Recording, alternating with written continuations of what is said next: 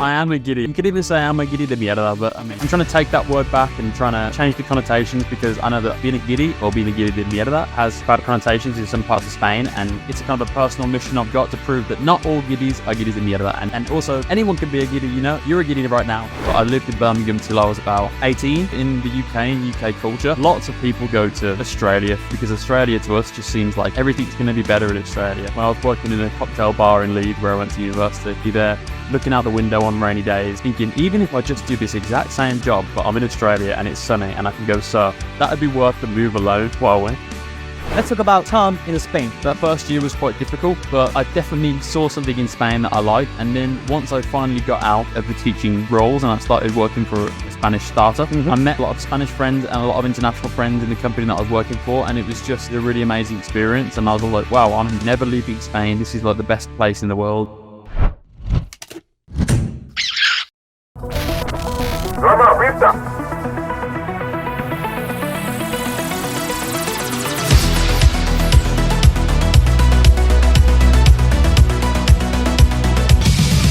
Para todos los que estáis escuchando este podcast, muchachos, hoy estamos haciendo algo diferente. Hoy estamos, como dirían en inglés, breaking ground. Estamos rompiendo la línea habitual porque este episodio va a ser en inglés. Tenemos un invitado que vive en España, sabe español muy bien, pero vamos a hacerlo en inglés para estar más cómodos. Entonces va a estar subtitulado en español. Si estás escuchando esto, si estás utilizando una de las plataformas de audio, por favor, te pido que de manera extraordinaria cambies a Spotify, donde ponemos vídeo, o cambies a YouTube, que es donde también posteamos el podcast en vídeo, para que puedas entender, a no ser que, por supuesto, hables inglés. Si hablas inglés, espero que lo disfrutes.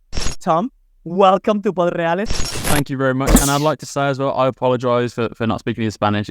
Es que, mira, hablo español, pero es que a veces para tener una conversación así es mejor si hablo en inglés porque hay algunas cosas que no me salen, ¿sabes? Claro. So, for me, it's comprensible. Yeah. But I said it, lo dije y ahí lo veis. El chaval habla inglés y no habla inglés como un guiri, habla inglés ahí pronunciando sus zetas, sus jotas. Es un crack aquí el gran Tom. Pero bueno, cambiamos a inglés. Yeah.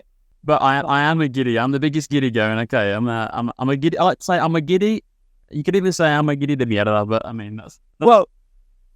This is something we are gonna talk about at length. Of course, I grew up in Spain, as I was saying off camera.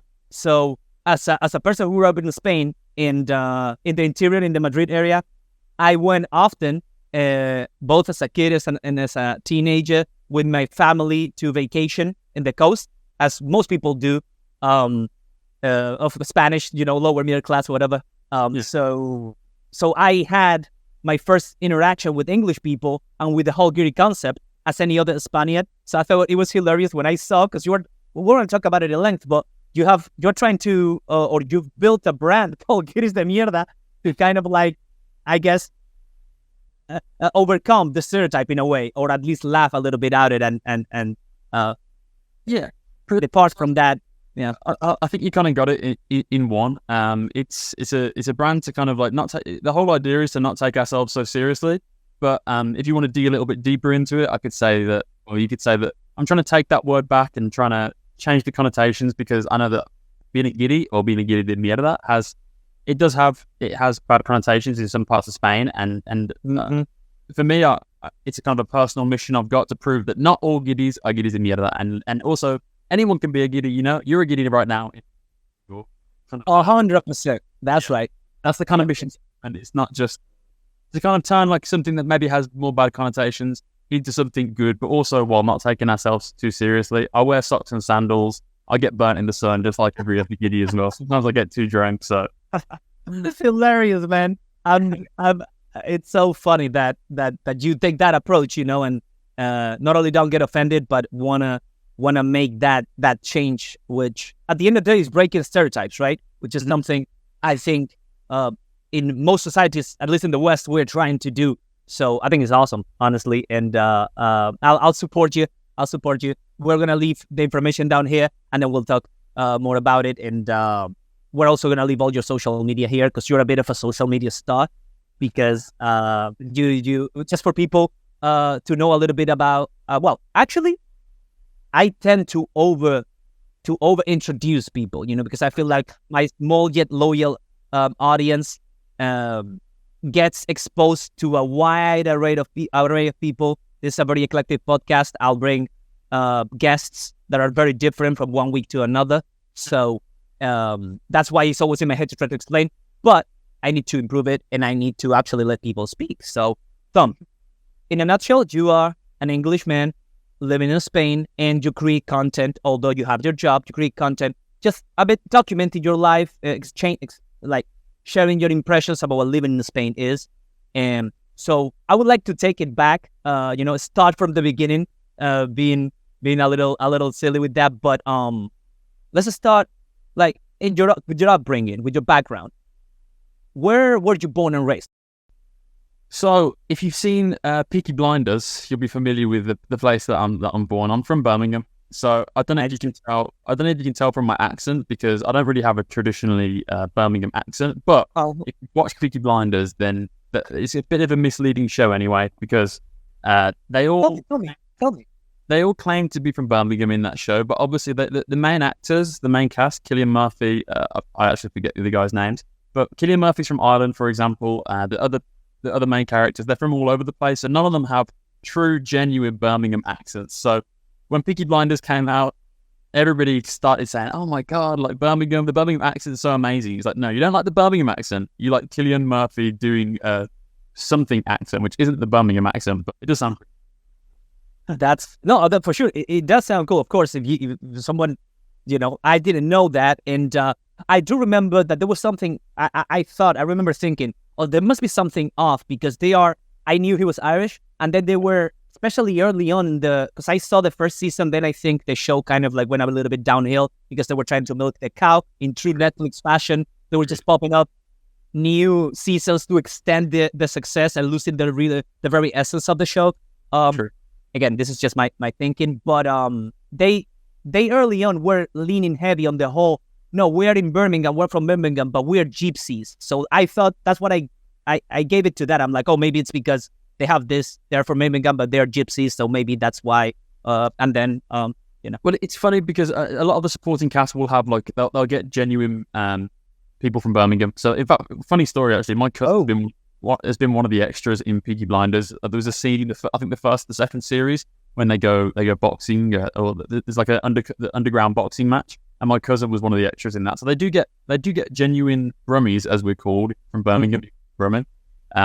They do get genuine Brummies on the show, but none of the main cast, unfortunately, are genuinely from Birmingham. So you have this bastardized kind of accent that as I said, Cillian Murphy, he's a cool guy. Who doesn't like Cillian Murphy? But yeah, it's not really the true Birmingham accent. You know what I mean? It's not really the real Birmingham accent. But hey, that's okay. I mean, the show is also based 100 years ago or something like that. So it's also one of those things. Maybe the Birmingham accent. Who's to say what the Birmingham accent was back then? It's definitely changed a little bit over the past 100 years. Anyway, back to your initial question. So yeah, I'm born and raised in Birmingham. I lived there until I was so I'm 30 years old now, but I lived in Birmingham till I was about 18. Mm-hmm. Went away to university, like a lot of good British kids do, and I never returned. I never went back to Birmingham, basically. So so that's kind of that's the background in terms of where I'm from, at least. Mm-hmm, mm-hmm. Now, you I saw on your content that you study biology, but then you've also moved quite a bit. Another parallelism, another point of I guess coincidence that I see between your story and my story, and what I thought it was interesting to have a conversation with you. You made the move to the other side of the world, so you lived in Australia for a while, right? So yeah, so when I left Birmingham, I went to university in Leeds, and as you say, yeah, so you have done your research. So I studied biology at university, and that was a 3-year course. And I think, like many people, I got to the point, I was studying this course, and I was thinking, okay, this is something that I enjoy studying, but I didn't necessarily know if I wanted to go and do a career with that. Biology is like a really interesting subject, don't get me wrong. But if you want to go in a career in biology, you've got to love it with a passion, because you're probably not going to get paid that much. And the cool stereotype of, I want to be a marine biologist, I guess when I left university, it didn't feel like that was a realistic thing that I could even do. That's kind of what everyone says they want to do when they study biology. Like, I want to be a marine biologist. But the truth is, I've heard it. Yeah, I took that course because I didn't know what else to do. And at the time, I was studying graphic design, biology, and other subjects as well. And I was thinking, if I continue on with graphic design, I'll have no future in that. I don't know why I thought that. I had no guidance on what I could or couldn't do, because obviously there's loads of jobs in graphic design, and what I do now is way more similar to graphic design than biology. But I didn't really have much guidance on the subject. And so I took biology thinking, well, if I don't know what I'm going to do, I'm going to do a science. It's respected. So once I leave university, I can go to London, for example. I was thinking, I always thought I'd go to London and get a serious job, or like a real job. And I thought I'd like work for, I don't know, like a bank or something. I actually had no idea, but I knew biology was a subject that was respected.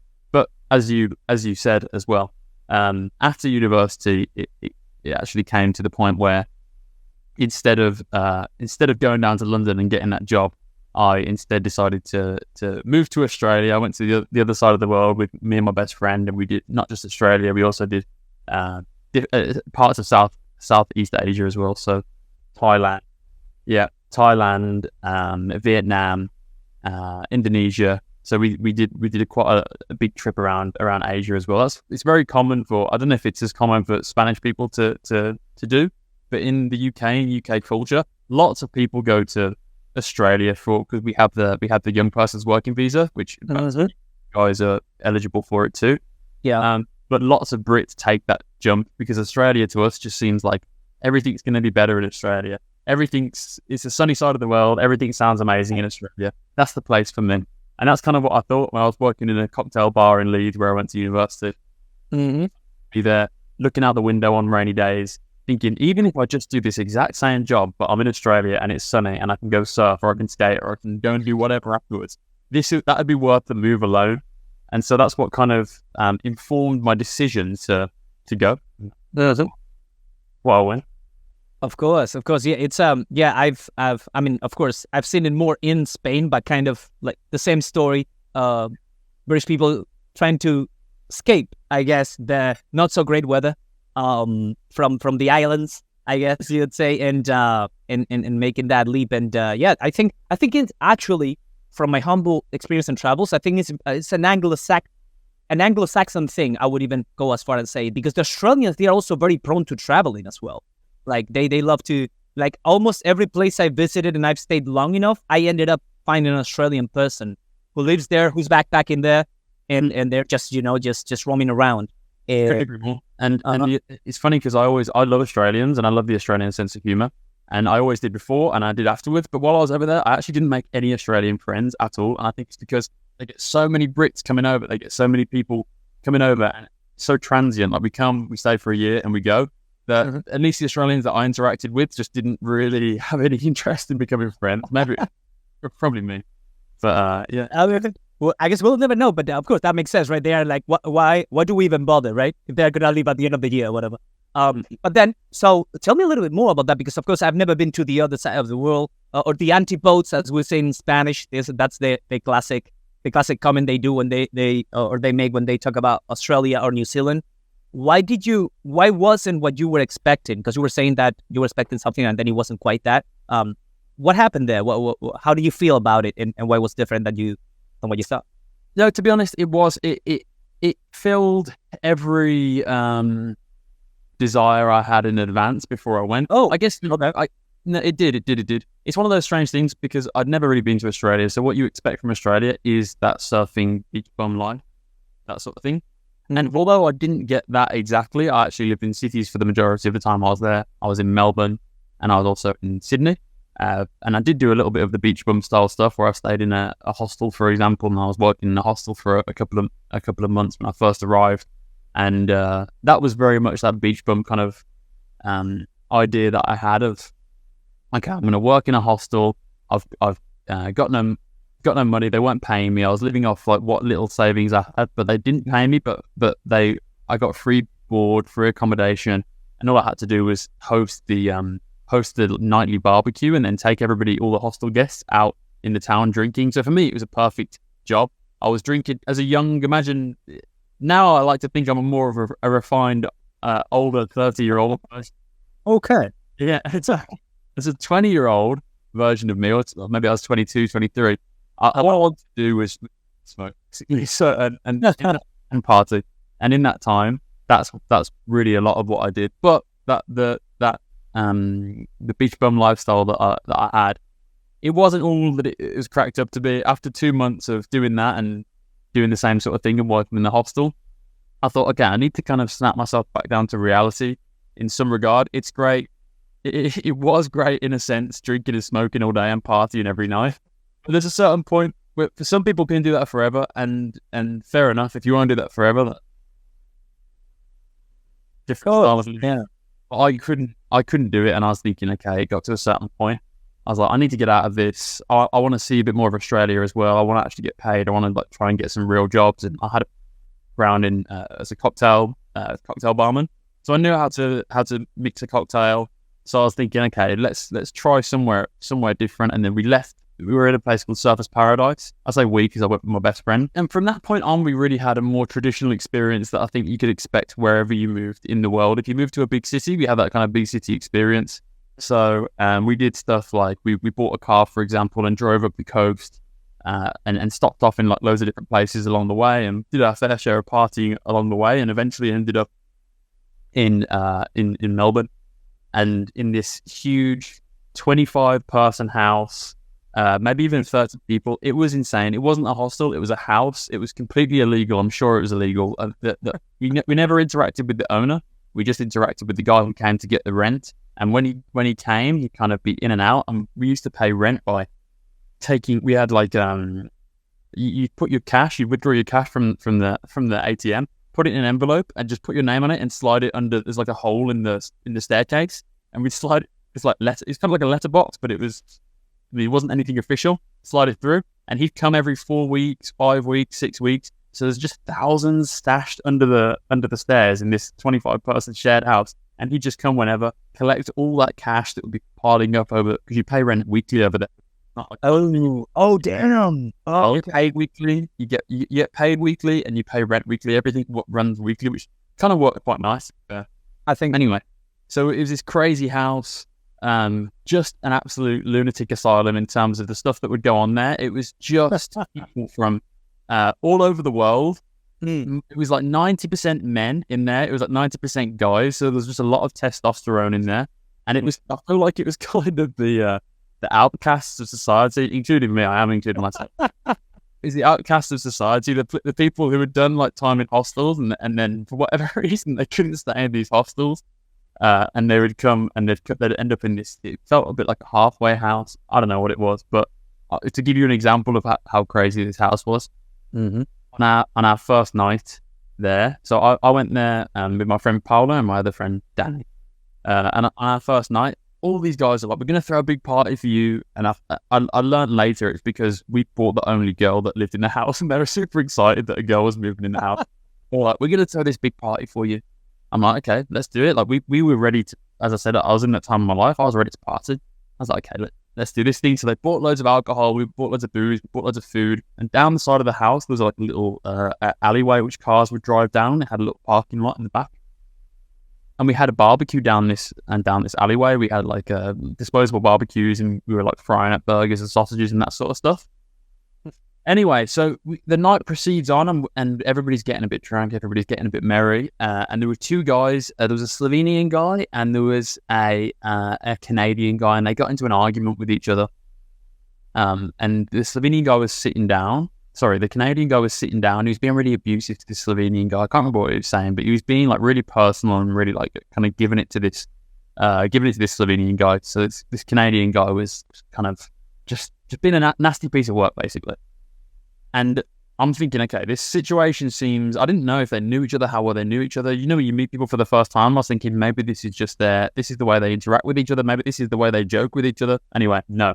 So this Slovenian guy was wearing flip-flops, and he slowly takes his foot out of the flip-flop, and football kicks this other guy. Football kicks him straight in the head. I was like, whoa, holy shit.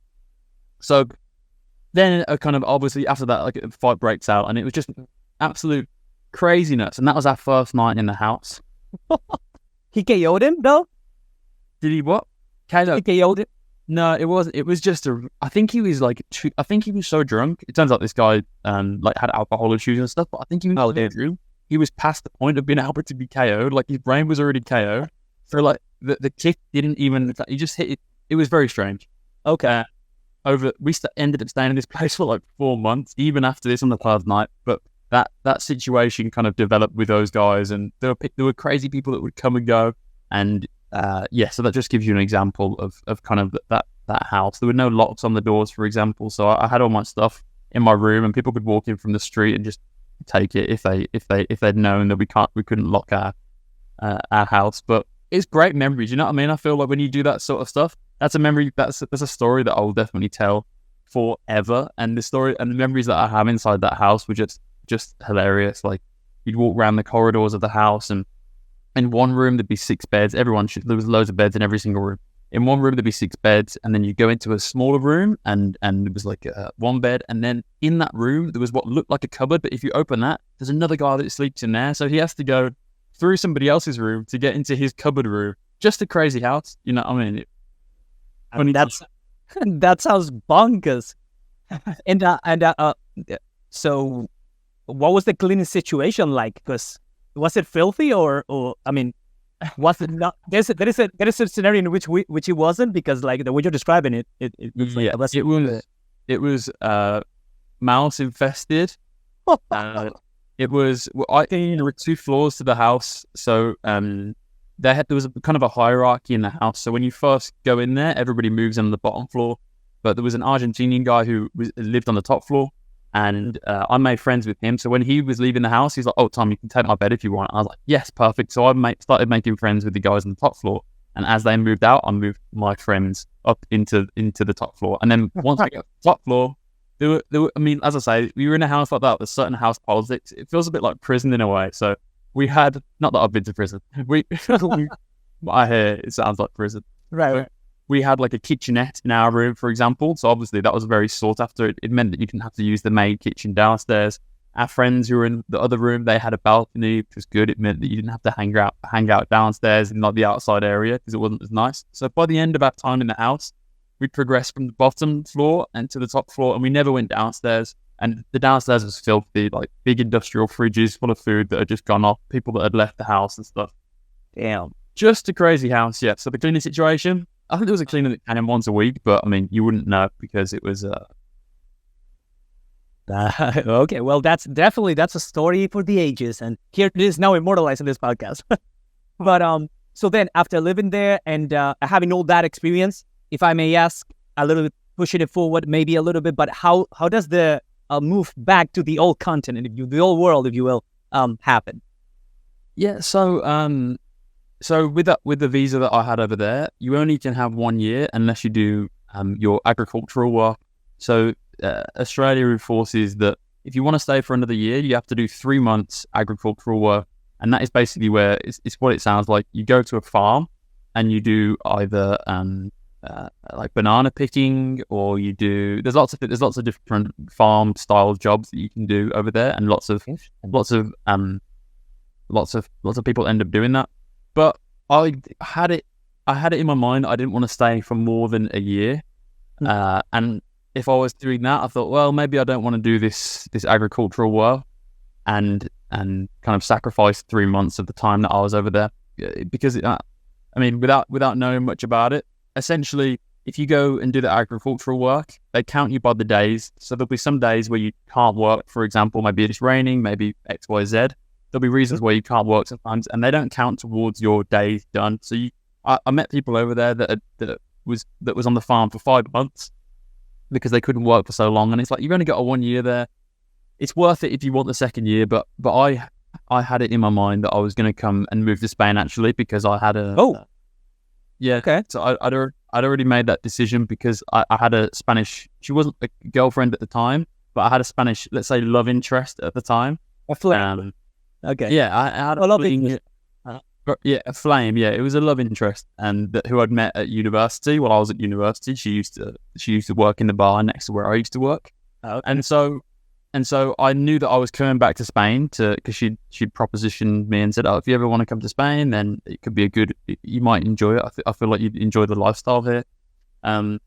So I didn't want to stay the second year in Australia, basically. So how did I come back? That was how, to answer your question, that was how I ended up going back, because my visa ran out, and I flew from Sydney, which is where I was at the time, to London, saw my family for one day, and then came to Madrid the next day. So literally just straight. Oh, okay. That actually is great. So we can now enter the, I guess, Tom's slight Spanish phase, if you will, which is the current one. But before that, it's something that it interests me because I see the difference and the similarities in the upbringing of people who are from, the British world versus a Southern European, and the what I'm trying to get at is the concept of family, and how was it for your family for you to be a little bit of a globetrotter, if you will, or a person who didn't want to just do the regular English person life of, I'm assuming it's like in any other place in the West. You go to school, you go to college, get a job, get married, have kids, form a family, and you obviously wouldn't going down that path, right? So how was it for, if I can ask, if it's not too private for me to ask, how has it been for your family? What's your level of interaction? How do you manage the family life, I guess? So I'm really close with my family. You are? Yeah, I'm really, really close with them. But my mom is mental, for example. She's like one of the craziest people that I know. So she's just like, get out my house, go and see the world, go and just go and do whatever you want to do. And she loves that for me, because she loves the fact that I'm seeing the world. And to be honest, my dad is not that he's not very crazy, but he also loves the fact that I'm seeing the world and I'm doing other stuff, and that I'm living in Spain. Like he said, my dad's done a lot of crazy stuff in his life. I think, like, he was a police officer, he was in the army. Now he works for Aston Villa, which is the Premiership club. He's like of course, yeah, and he just out of football. He's the head of recruitment for Aston Villa, which is people are always super excited about. Whoa, Steve Hopcroft. And it's funny because the irony is that I don't care about football at all. I'm not bothered about the Premiership. I don't know anything about football players. I'm not a football guy, and my dad's life is football. Wow. Okay. That's unique, I'd say. Okay. I figured, because of course, I knew you were English, and I don't see anything football related there. So I figured you were, which is fair. And of course, I face this stereotype as well whenever I go anywhere, and then I choose to disclose that I might be a Spaniard, because I personally live life in a weird way. But of course, they go to soccer, so soccer, Real Madrid, Barcelona, it's like a classic. Yeah. So I get you. In my case, I do follow soccer. I do follow it. Because to me it's not to get too personal, but to me it's a way to relate to my father, because my father is a hooligan, for lack of a better term, of Atlético de Madrid. So it's Atleti, exactly. So he so we always can have a conversation, have a little chat, and checking each other by talking soccer, talking football, if you will. Interesting that you say that, because for me it's very similar. And the reason my dad got into football, in fact, was because he started a 5-a-side team, or a 10-a-side team, 11-a-side team. Okay, maybe when I was very, very young. So when I was around the time that you would start playing football, my dad was like, he loved football his whole life. He was always into football. He's like, I'm going to start a team for Tom and his friends. So for the primary school that I went to, he started a little team, got us into a local league, and from there, that was how he started making the connections, where he ended up working in football. But yeah. Whoa! So he didn't work professionally in scouting or anything football related prior to this event, to this decision. Yeah, he's a police officer. Yeah, it's crazy. Okay, way to go. It's so inspiring when I meet people like that. Like, he was a police officer, but then eventually, because of his desire for it, boom, now new career. Damn, and now it's at the top of the heap, if you will, because damn. Yeah, Aston Villa, Premier League, with Unai Emery over there, I believe it. But it's interesting. It's interesting you say that's how you relate to your father, because for me, I always questioned a little bit. I thought, I wonder if me and my dad lose out on not having that football bond to bond over. because it is a way that a lot of guys bond with each other, right? If you don't know someone, you're in a group of strangers. You can speak. My friends who are big football fans, they can speak to a total stranger about football for hours, and I don't really have the ability to do that. I can't speak, and also I've got no interest to speak about football for hours either. But I think actually it's been good for our relationship, like, because we've been forced to find other things and other mutual interests. It seems like in a way football would be the easy option for me and my dad to speak about, but because I never have been into football, we've got into other things. Like I'm a big, well, you're in the States, so you probably know all about the UFC. It's super popular, right? I love the UFC. Because I do Brazilian jiu-jitsu, so I love the UFC. I actually got into the UFC while I was living in Australia because the Australians absolutely go mad for the UFC. So we've got into that sort of stuff together, and we bond over different stuff, I guess. Tom, your name is Thomas Charles? That's why it says Tom Charlie in your thing? Or why? No, my name's Tom Charlie Hopcroft. Okay, Tom Charlie, you now this podcast has been taken to a whole different level. I don't plug it too much in my Instagram account, but man, I am beyond avid when it comes to UFC fandomship, MMA in general, but UFC in particular. I even have a show. Like I do lives every week in English and Spanish. Now because I do it with my friend, the Octagon Doctor, Dr. Yared Vazquez, a Puerto Rican, now residing in Florida, who is a ring physician. So, he's loved martial arts for his entire life. So we talk fights every Tuesday after work at 7. We just do it on his YouTube channel. I'll share the information with you. But of course, like I'm in the past 5 years, it's not a Spanish thing at all. But I got so glued to the sport that I never missed an event. I mean, Dawson Green, they are fighting I have my clock here in like 5 hours, and I don't miss an event. I love it. I talk fights all day. So this could actually, I'm going to have to hold my horses here because I knew you did BJJ, but I was like, because you said it was something that you just picked up randomly and now your love has grown on it. And you don't talk about UFC on the thing. So I didn't want to be too, what do you think about the UFC? Blah, blah, blah. But and we don't have a lot of time here. But now that is good. I always invite people toward the end of the pod to a part 2. But now there'll be a part 2 with you, my friend, and we'll talk more UFC. I want to hear everything. I want to know who your faves are, and of course, doing Brazilian jiu-jitsu. I mean, but for people who don't know and who might be watching, listening to this, put mildly, thanks the UFC or martial arts as a modern sport, or in the inception of martial arts as a modern sport, Brazilian jiu-jitsu was the most crucial element because it was the Brazilian family, the Gracies, who actually turned Japanese jiu-jitsu into Brazilian jiu-jitsu, which is a whole different discipline of a martial art. And they were the ones who pushed, along with some businessmen back in the 90s, to actually create the UFC. And then from there, different people worked on it and eventually became a global sport and a sanctioned sport. But it's all because of the desire of this family to show how Brazilian jiu-jitsu was the ultimate martial arts, because they were operating on the basis that a little guy, smaller guy, could actually take a larger guy by knowing this martial art, right? And that's the beauty of it. Leverage. So.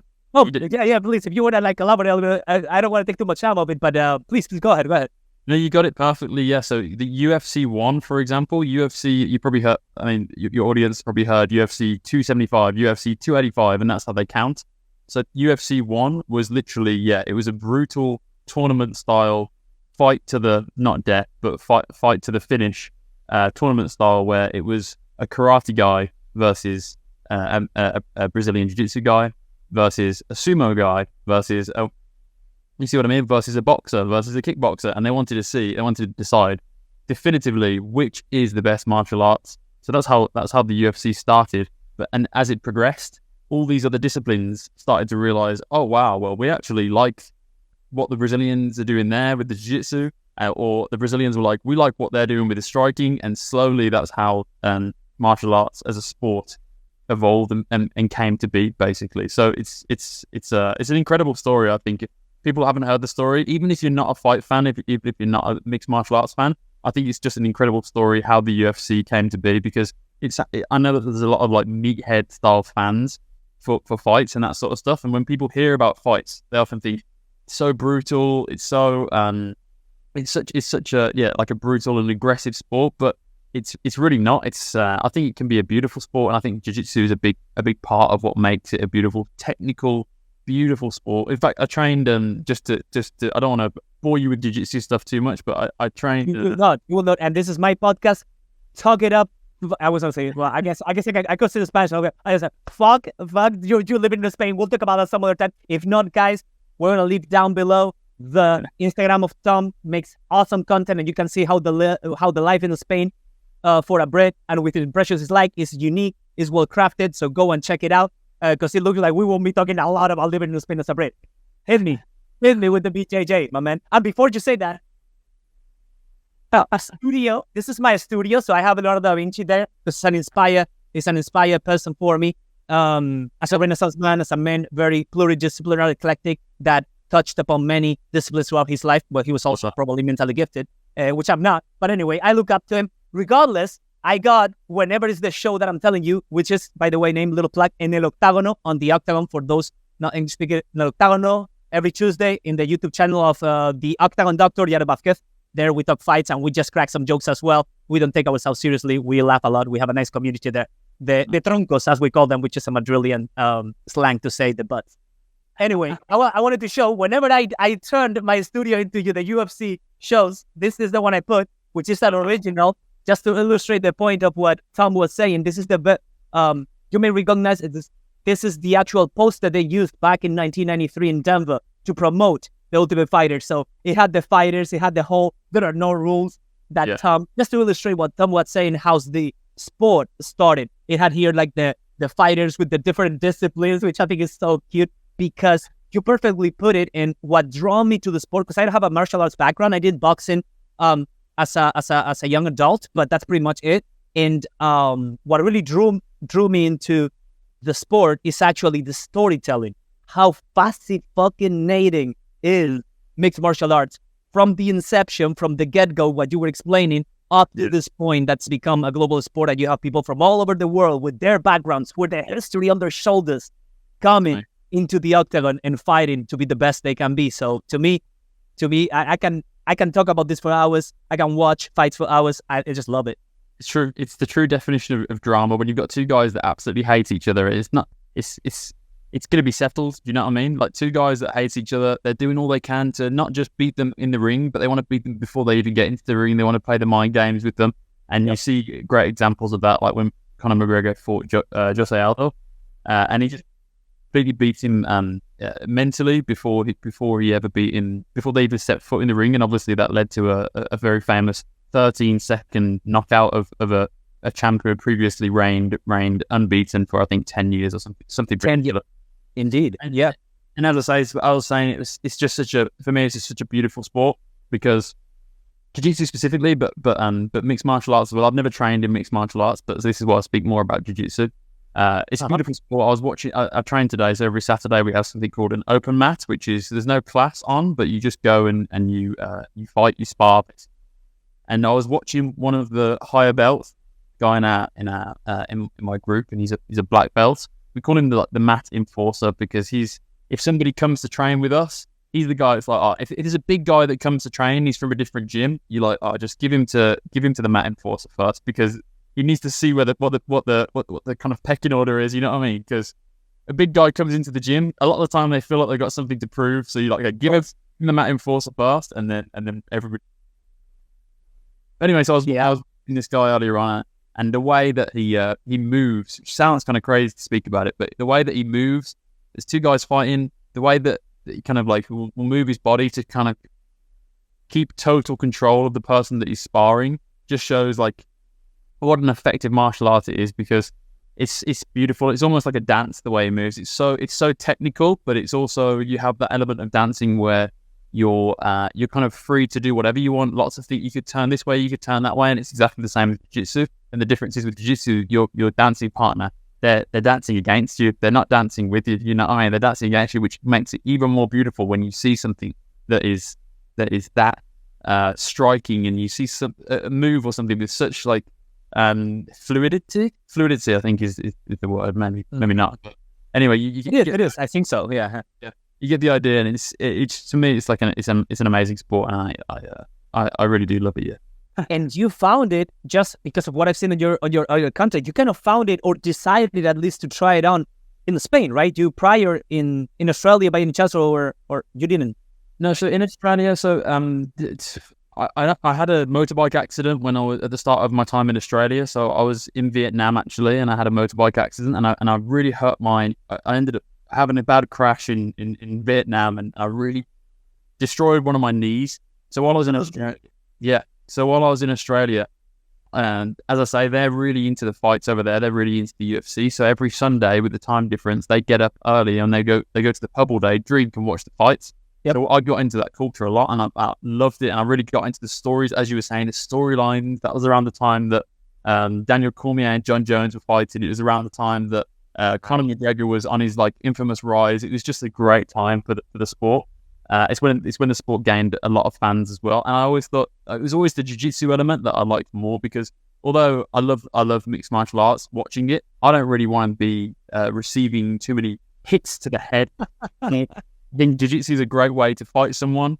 You can put your full force in, but at the end of the day, if they tap you or you tap them, that's all it takes to stop the fight. And that's why as well it's the best martial art in my opinion, because you can go full force, you can go 100%, and and you've got full trust in the person that you're sparring with, that you can tap and it's all over at that point. You see what I mean? You've got that trust. And I'm not sure if you saw, I know that you did your research about my Instagram page before coming in. I made a video about jiu-jitsu a couple of weeks back, and I talk about how I think it's, and this is kind of sums up my opinion on jiu-jitsu.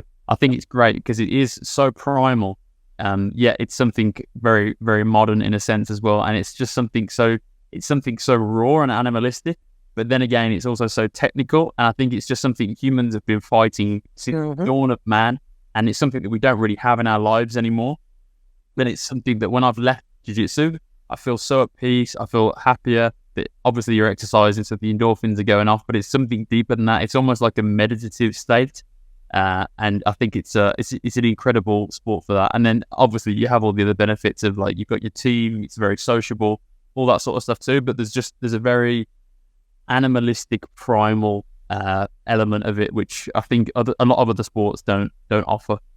Believe me, 100%. Now we're going full on this, and we may even have to wrap it. Just let me know when we need to get going. But to your point, and to expand on it, I am well aware. It's so awesome. Of course, I watched your video and I loved it, and I had BJJ as a topic I wanted to touch upon. I was trying to go chronologically. That's why I was talking on Spain, and I knew from what you said that it seemed to be Spain, the place you started it, as I was saying prior. I've been meaning to try to go to classes here. I was trying to benefit, but because of work I couldn't. But my plan was, after my previous project was done, I was just gonna dedicate like a couple of months to just squeeze the opportunity of going down 25 minutes away. We have to talk about your motorcycle accident, because I ride a motorcycle. I've ridden motorcycle my entire life. This is a whole other thing. Let's talk about that briefly. But anyway, 25 minutes away from me is Renzo Gracie's Academy, which is, I don't know, are you familiar with the Renzo Gracie? He's famous, and not only because of his lineage, because he's a Gracie, but also because there is when Donahue really started and became enamored forever with jiu-jitsu, and the new jiu-jitsu professional, I guess, breed, if you will, of the Rodriguez brothers. Of course, I'm blanking on the best jiu-jitsu in practitioner in history. Gordon Ryan. Gordon Ryan, god damn it, Gordon Ryan, now down in Austin. The Rodriguez brothers, and all those new people that now are taken by storm the world of jiu-jitsu. Probably one of my favorites, because he's just the funniest. Craig Jones. And Craig Jones, of course. He's an Aussie, right? He's Australian. And yeah. I was seeing him. By the way, I noticed like he's beefed up. Like I hadn't seen him for a while. Then I saw him helping Adesanya there at City Kickboxing. I'm like, what the fuck? But of course, we know, right? Like in jiu-jitsu, the whole steroids thing. When it comes to no-gi, top of the heap, professional ones. But anyway, I don't want to take people away from the pureness and the wonderful elements of jiu-jitsu. So anyway, long story short, is like I wanted to take 2 months, because it's pricey as heck here in New York. It's like $400 a month. If you want to do like everything, that includes also Thai boxing. They have a pretty good Thai boxing program down there. It's on 30th Street and 8th. It's pretty cool. I've checked it out. I want to ask for the information, but on the one hand, because of work, That's expensive. right. But then at the same time, in New York, you are charged for breathing, I would say. You know what I mean? Like everything's very expensive. So it's whatever. I was just gonna I just wanted to squeeze it. You know, I'm gonna pay you $400, but I'm gonna come, 3 times a day or trying to push myself or whatever. But then it never came to it. And now, well, I fell on my bicycle because I bike around my neighborhood as well here in New York.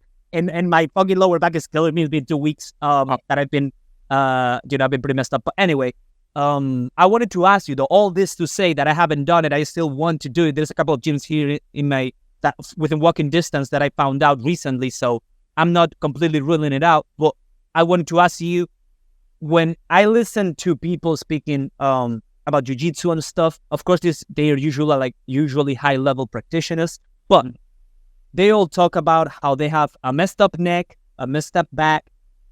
But then I've heard kind of like people who does it, I guess, at a more amateurial level, if you will. They don't really talk about that much about injuries. I wanted to know, with what you've explained to me about it and how you do it regularly, but you are not going to try to compete and try to tap out or strangle anyone. How do you feel about the whole injury thing with jiu-jitsu? What's your take on that? So I have competed before, but only once. I wanted to just get a taste. Oh, you have? Yeah, I wanted to get no, it's fine. I wanted to get a taste and just see if it was something that I really like. But to be honest, I'm not I don't think I'm a mega competitive kind of person. It's not my, it's just not in my blood, I guess, to be super, super competitive. But I think when it comes to the injuries and that sort of thing, yeah, jiu-jitsu is a full contact sport, and it's a very harsh sport. So yeah, it kind of is synonymous with injuries, and the guys that do it for a long time tend to be injured, like the black belts and the brown belts at my club. Yeah, they have kind of ongoing injuries that they deal with, but I think it's one of those things where it's really hard. I think also they also put themselves through a lot of punishment as well. For me, what served me best, like I've had a couple of injuries with jiu-jitsu, but nothing, touch wood, nothing super bad.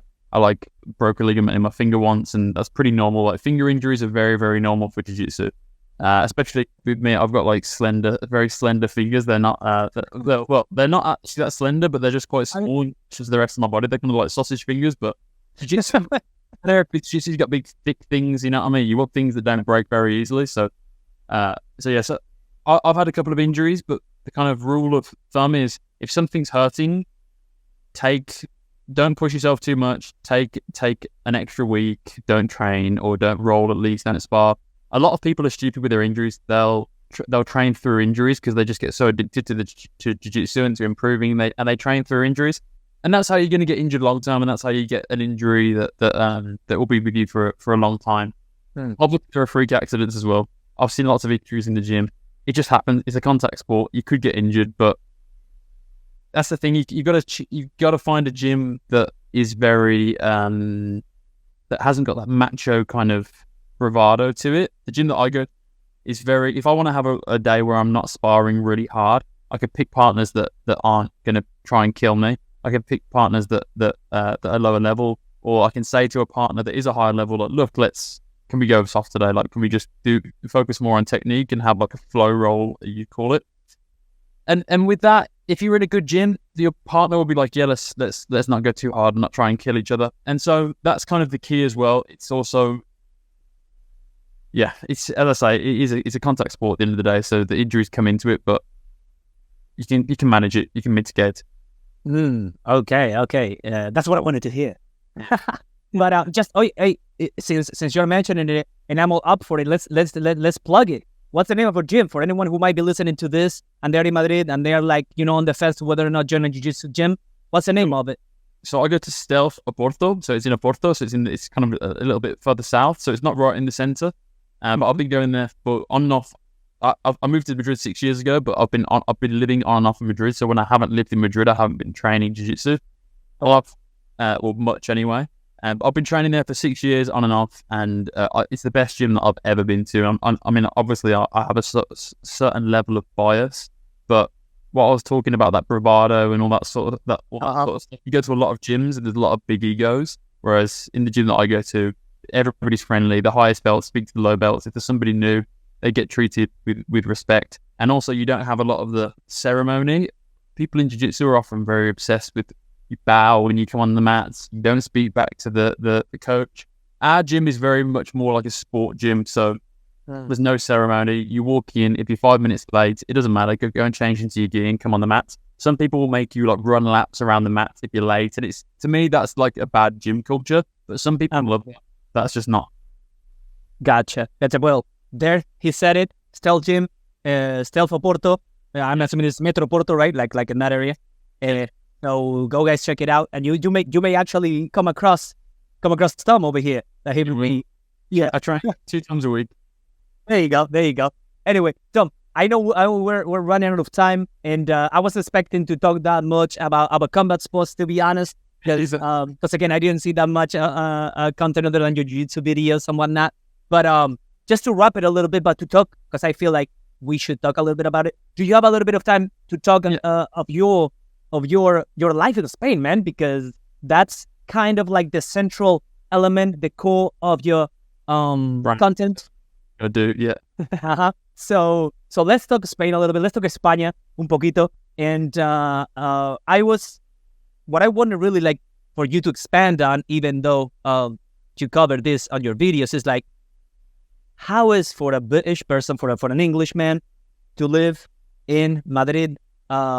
Let's do it maybe chronological. What were the chronologically? What were the challenges? Where are you at? How happy you feel? Would you ever go back to England? Like, let's talk about Tom in Spain for a little bit. Yeah, sure. So when I first moved over, my initial plan actually, look, I was an ignorant dickhead in the past, and probably some level of me, I am still an ignorant dickhead. So when I first moved, aren't we all? Yeah, exactly. When I moved over for the first time, it was I really had the plan that I was going to convince my ex-girlfriend to leave Spain as soon as possible and come back to the UK. Don't ask me why that was my plan. That was my plan at the time. I wanted to take her and take her back to the UK because I had no interest in living in Spain. I was only there to be with her. And when I first kind of started assimilating, or when I first touched down in Madrid, for the first year, really, it was quite a difficult year because, as you know, if you moved around a bit yourself, you don't have any friends when you first go somewhere, and of course, like, the language barrier for me was very big. I only learnt Spanish here in Spain. I didn't know any Spanish before. I didn't learn anything at school, nothing at all. So all the Spanish that I learned from day one being here, and yeah. So that first year was definitely quite difficult, and it was in that first year, not to talk about jiu-jitsu again, but that I started learning jiu-jitsu because I wanted to better myself in another way, and I wanted to learn something because I was working a lot of jobs that I really didn't like. A very common career path when you move to Spain for the first time is to teach English. I had zero idea and zero interest in teaching English, but obviously I needed money, so I was teaching English. I was going to different schools all over Madrid. I was a substitute, so every day I'd get sent to a different school in a different location. Kids would be super happy when they saw me because they're like, "Hey, no hay profe," and I'm standing there like the giddy idiot that I am, and I'm just like, "What the hell are these kids saying?" And I'm trying to teach them, and they're all like in the ages of 3 to 10, so it's the worst age group because they're just absolutely so hard, especially with no language in common. So yeah, that first year was quite difficult. But I definitely saw something in Spain that I liked. And then once I finally got out of the teaching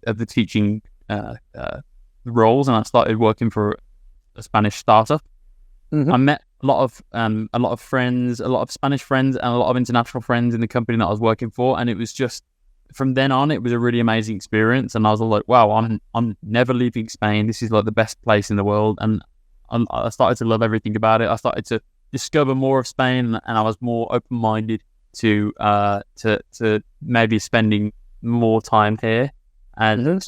And yeah, so that was kind of after the year point was when I really, and that's something that a lot of people ask me as well. They're like, how long did it take you to feel like Spain is your home? And I said probably about a year. Because start, it is hard. Yeah, as I say, it's difficult to make friends anywhere you go. But at that year point was when I started to really get into the flow of things. And that's not to say I actually ended up leaving Spain briefly. I've left Spain a couple of times briefly.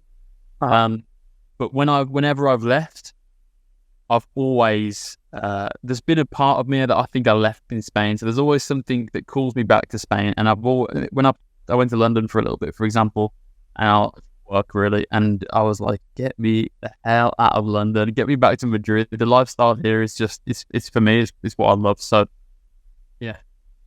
So that's in a nutshell that those beginnings, right? Like starting off in a new place, and wow, it's so admirable, like not knowing the language also, because of course you know this, I know this, I know in the citizen it's a little different, but Spain up to now is changing, and I've also seen the change. But traditionally, very few people really speaks English well enough to communicate, to have conversation, to befriend someone just in English. So the fact that I'm finding out that you didn't really know Spanish, and then you just moved to like they'll cold turkey, as they say here.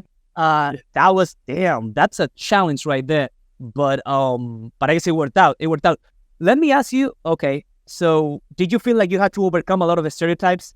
Again, tapping into the whole giddy idea, because had you been to Spain like not every other, but like a huge amount of English people off the coast into the Mediterranean, whether it is Mallorca, the Magaluf, always the Magaluf thing. It's I remember I learned about Magaluf, not in Magaluf, which I went after, but in England when I was living there, as I was telling you off camera. Or of course Benidorm. I went with my family religiously for over 10 years. Every end of the year, there is the Puente de Diciembre. You know, now in December, you may recall, right, the Día de la Constitución. There's always like a long weekend kind of deal for people who don't know. So we would go every year to Benidorm. Sometimes in Semana Santa as well, in Esta. So I know New York. I know Benidorm very the Manhattan of the Mediterranean, as they used to pronounce because of the skyscrapers. But anyway, so I got, of course, early on and throughout my young life, my childhood and teenage life, very accustomed to the whole concept of British people coming to the Spanish coast. Yeah. Were you one of those people? Had you visited as a kid or as a teenager Spain like that, or? Look, I was a true giddy de mierda my whole life. I came every single year with my family. This is why when I said I was ignorant, I felt ignorant towards Spain, because now I know there's so much variety in Spain. There's so much to do, not even just between the cities and between like the regions, but also between in the nature and the landscape as well. You go up north, it's completely different to down south. Extremadura, when we spoke about before, it's just different. Every corner you go in Spain is different. It's amazing. But yeah, I used to think that Spain was just somewhere that you go for like a holiday, basically, because that's where I went every year with my family, and we go on a package holiday. We wouldn't hardly leave the hotel that much. But I'm glad that in my later years, I've been able to break that stereotype, and that I've been able to see the real Spain and to venture a little. I mean, I don't think I've ever been to Benidorm. I mean, I've been there, but I don't think I've ever been with my family to Benidorm as like a family holiday. But yeah, I was a true giddy de mierda. So I've done all this internet sort of stuff. I've been to Spain. I've been to Spain 1,000 times before. Every single year, our family holiday would be in Spain, a holiday somewhere near kind of Marbella, on the southern coast, basically. Right. Near Marbella lately, that's also a big shift I've seen, again, now from the outside, that a lot of things, back in the day when I was a kid, Marbella was not really for English, for British people, but now there's been like a big push. I mean, I know some people are doing big business with real estate over there, because of course I like combat sports in general. I know very well about Tyson Fury, the Gypsy King, and I know he has like a real estate agency there for luxury properties. He talks about it a lot and stuff. So I know there's a lot of British stuff going on there, and it's fascinating then for you to break apart from that. I guess those memories, right? Because that's all you knew pretty much, despite conversations you may have with people from Spain that may be eager to tell you, no, that's not really what Spain is all about. But yeah, living in Madrid. Go. It's funny because I think on one hand, Spain has really promoted that kind of thing over the years as well. When it comes to tourism, well, for a video I did not long ago, I looked into the history of, the Spain is different tagline. Have you heard that before? Yeah. It was Manuel Fraga and the Ministry of Tourism towards the end of the dictatorship. They really like pushed with that, and they knew that was one of the biggest assets they could leverage to actually bring the country from a third world country level, which it's another thing people don't know. Spain is also fascinating because unlike England, who's always like managed, Spain was up here, which wasn't really, because we all know what happened, how they were squandering money in fucking dumb shit wars of religion. But they were up here, and then they were crashing down here, and it was pretty much in the shits, for lack of a better term, for a good chunk of recent history until, to some maybe until now, but yeah. So yeah, I love history. That's another thing. Sorry, I forgot to say, and that's why I go on tangents. I apologize.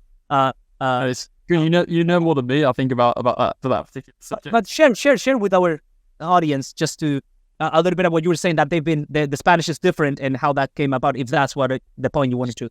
So no, it wasn't. I wasn't going to say how it came about. I was just going to say I think that's why it contributes to why British people have that reputation of Spain, because over the years, as you say, since the dictatorship, there's been a huge push for tourism, and a lot of that tourism, although the Spain is different, they had different posters and they were pushing different things, lots of different like imagery and that sort of stuff. And they'd show the mountains, and they'd show like the kind of the cultural sides of Spain. The ones or the posters that kind of shone the most or had the most success was the todo bajo el sol, that kind of stuff. People on the beach, people kind of sunbathing and enjoying the sun, and that's how I think that's contributed to why why the English largely view Spain as like a sun and beach destination. I mean, that's fine for me, because it means that people like me and you, we can go and enjoy the rest of Spain and not have too much tourism there as well. which is also changing heavily, Tom, let me tell you, because of course, me now being outside, now being straddled in between two worlds and not really feeling from belonging to any, I have seen, like, man, if I could only tell you, the Madrid, I was a teenager, because, then as I started cultural stuff, I was there in the city center for the most part of my days, right? How places, especially big cities, have changed because of the shift in tourism, or, if you will, the expansion of the tourism industry beyond the coasts.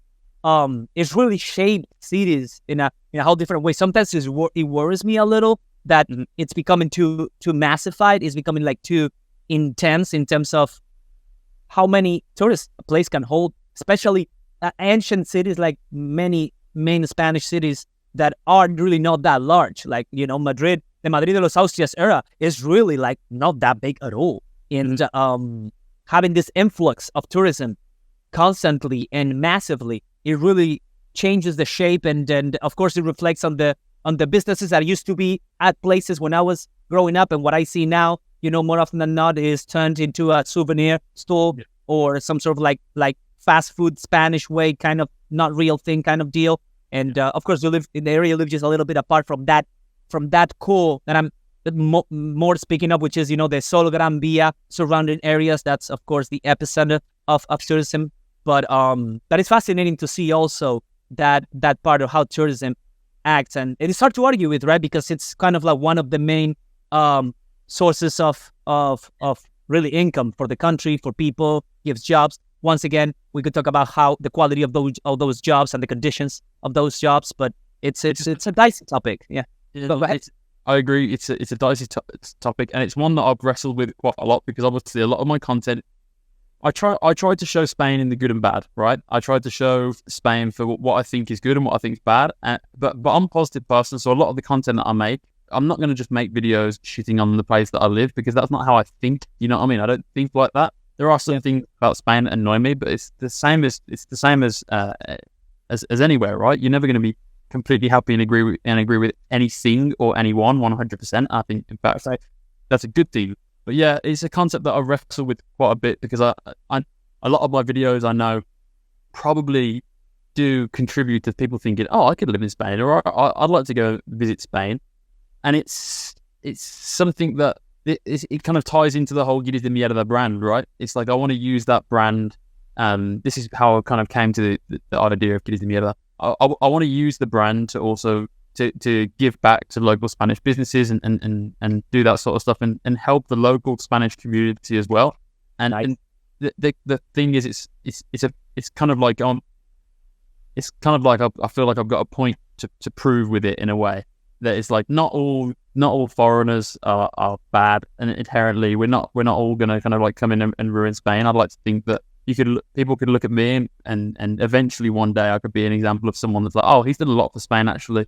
That's where I'd want my brand to go.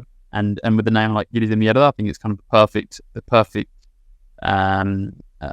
carrying vessel for a message like that, because it's obviously ironic. But yeah, I completely understand you, and it's as I say, it's a topic that I have wrestled with myself. I think that all I can do is try and tell my stories in a way that's personal, and a way that's honest, and also try and give back with Guiri de Mierda. There you go. Well, I think that's first, it's a noble endeavor, honorable nevertheless, and I wish you all the best with that one. Before we leave, I would like to thank you so much for giving me your time. I feel like we've scrambled around a few topics here and there. Certainly there are things that I want to talk a little bit more about, but that'll be a second part. I hope you enjoyed the conversation. To confirm though, the future of Tom in Spain. Like, do you plan to kind of like, you're established already there, but there is no plans to moving back? Do you really want to make your life work in Spain? I would love to be here. I mean, as I say, I don't know if I'll be here to the day that I die, but if I was, I could think of worse places. I really love it here. I've got a great life here. Forever is a long time, so I don't know. But I think if I left Madrid, I think leaving Madrid is probably on the cards at some point. And if I did that, I'd probably go somewhere, as you say, like less touristy, and somewhere maybe in the south a little bit. I really love Malaga. I've been to Malaga times. Love Malaga. I love the north as well. My girlfriend's from Pamplona, and we went to Bilbao recently. Yeah. And I really love the north as well. But the problem is, I'm not a fan of the rain. And I know the north, they get a lot of rain. The weather's a bit more like. Very much, yeah. It's yeah. Mm-hmm. It's really, that's another thing many people don't know. The north of Spain is extremely green, much more like Central Europe in that sense of colder weather, more rain, a different lifestyle. Also, it also affects the actual personality of people, or the idiosyncrasy, if you will. Because also another thing that people don't know about Spain is how diverse is also in cultures. That Spain was never like unified country. That's why the sense of patriotism. It's a whole thing that we're not going to cover here because we are wrapping it up. But a lot of intricacies. So guys, if you go to Spain, if you're listening to this because it's in English and you are not a Spanish person, just venture into the interior, venture into other places that is not the Mediterranean coast, which is lovely, beautiful. Maybe spend a few days there at the end or in the beginning, but then just go and take a bit of an adventure inward, if you will, or inland, and enjoy it. Tom, gracias de corazón. Thank you so much for giving me your time. I think that's I always say it in this podcast, the only thing as humans we truly possess, we truly own, is our time. And to me, it's a huge present when anyone gives it to me. So, gracias de corazón. There'll be a second part of this. I'd absolutely love to. And thank you so much for having me. I've really enjoyed this conversation. I watched a couple of your videos before. I didn't really know what to expect. But I think, yeah, really, really great conversation. I'd love to come back. There you go. All right. So I'm going to then say goodbye to everyone. Gente, como siempre decimos, llevad cuidado, tronquetes, y nos veremos en el próximo pod reale, probablemente en español, pero who knows, quién sabe. ¿Quién sabe? Adiós.